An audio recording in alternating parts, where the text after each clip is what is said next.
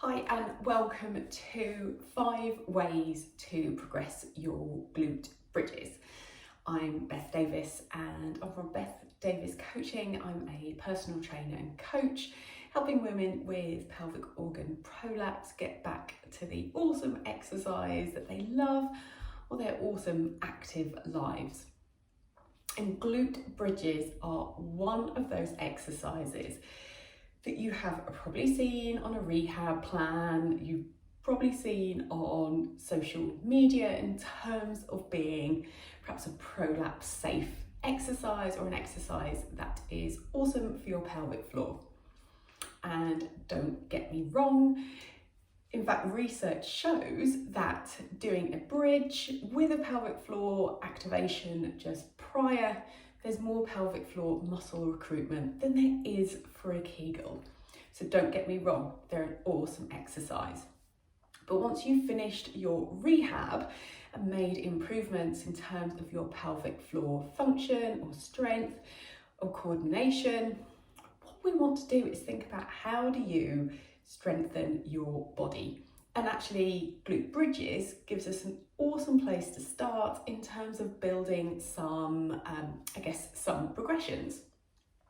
And the process of getting stronger or adding power or speed or capacity or any of those things comes from the idea of progressive overload.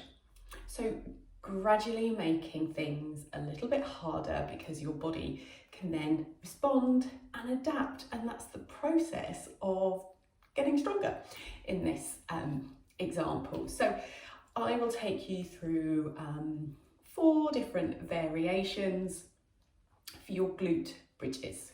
So I'm going to start thinking about using a resistance band, and I've got a number of kind of resistance bands here. This one's looking a little bit shabby. So something really light like this.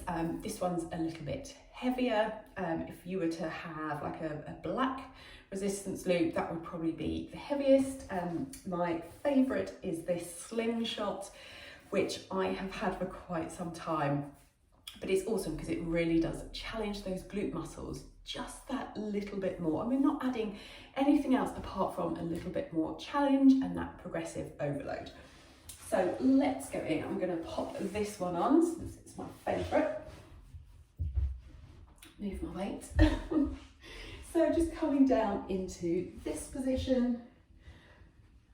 I'm going to inhale, exhale, push through my feet.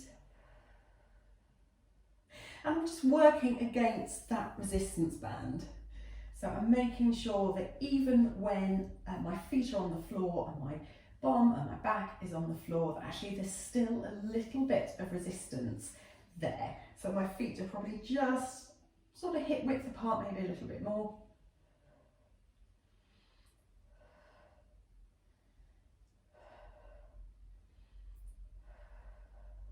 So this is a great way of adding some of that resistance without adding any load. But ultimately, we do want to add some load. So I've got a dumbbell here, and I'm just going to show you how you can pop it onto your hips to add in a little bit more challenge.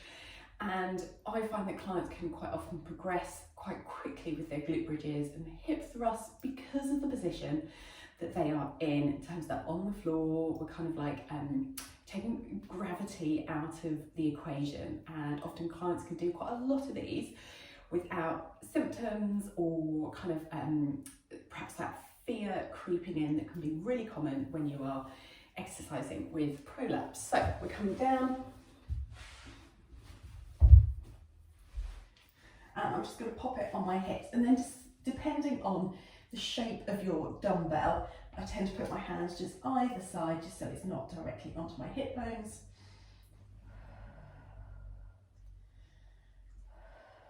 So here we're loading the glutes a little bit more.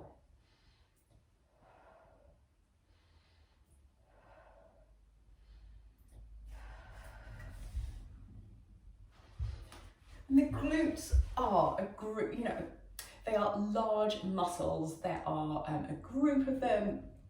There's 3 different elements to the glutes: the glute max, the glute min, and the glute med. So actually we we can load them up a little bit. But equally, I appreciate if you are coming just from that rehab that you might want to take it a little bit at a time. So we've done some resistance band ones, we've done a dumbbell one. Next is single leg, and I find these super challenging, and the progressive overload here is actually being in a more challenging position, but also that we are taking away some of that stability, going from 2 feet to 1 foot. So let's crack on, coming down. And I'm going to pop this foot up here, then I'm going to push through the foot that is on the floor, and then coming down, everything comes back down. I keep that leg up.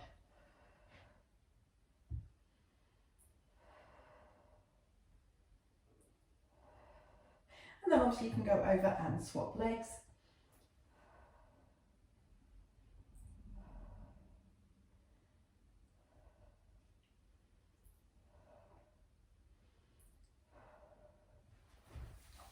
And for all of these, I'm not including a conscious pelvic floor contraction. And one of the roles of rehab is to make sure that that pelvic floor is coordinated, it's involved in the breath, in movement, and that you're not having to continuously cue it. You might find as you progress your weights that you do need to have a little bit more conscious activation. But if you have that sense that as you exhale, there is a lift which is automatic, then you don't need to do loads of extra kind of gripping or squeezing of the pelvic floor or the tummy muscles, and that can just add more tension into movements where we perhaps don't need as much tension.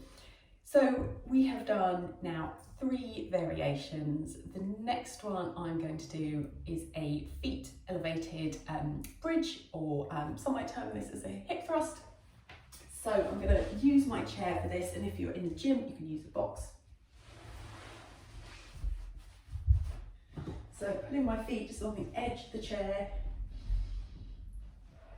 and coming up into that top position.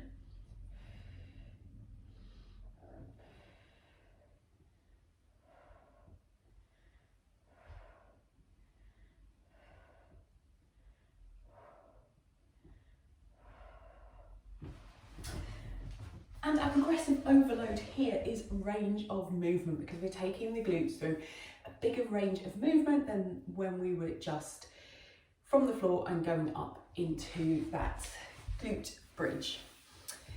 So in terms of reps and sets, everyone will be different in terms of their capacity, but I like to start clients with a rep range of around 8 to 12. And the things that can always be progressed can be the resistance of the resistance band, or the load, or how high your feet go, or adding in little pulses and things like that. So such an awesome exercise because there's so much variety and so many things that you can do with it. So comment below for your favourite variation. Give them a go. Let me know what you think, and follow Beth Davis Coaching for more inspiration and tips and education about strength training with prolapse.